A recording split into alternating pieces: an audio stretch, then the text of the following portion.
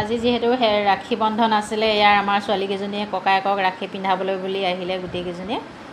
মৰাণৰ পৰা, ডিব্ৰুগড়ৰ পৰা ককায়েকক ৰাখী পিন্ধাবলৈ বুলি মিঠাই টোপোলা লৈ আহিলে আমাৰ জাকেইজনী গোটেইকেইজনীয়ে।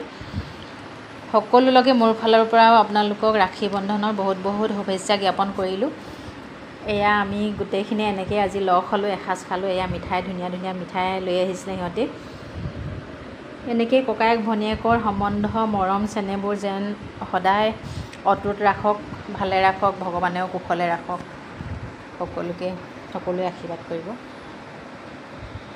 এনেকৈ আজি দিনটো পাৰ কৰি সিহঁতৰ ফূৰ্তিবোৰ দেখিলে আমি এনেই সুখী হওঁ।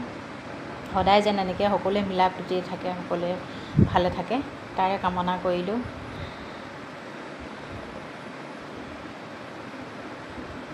ইহঁতৰ একেলগতে লগ পাই ইহঁতৰ ফূৰ্তিবোৰ দেখিলে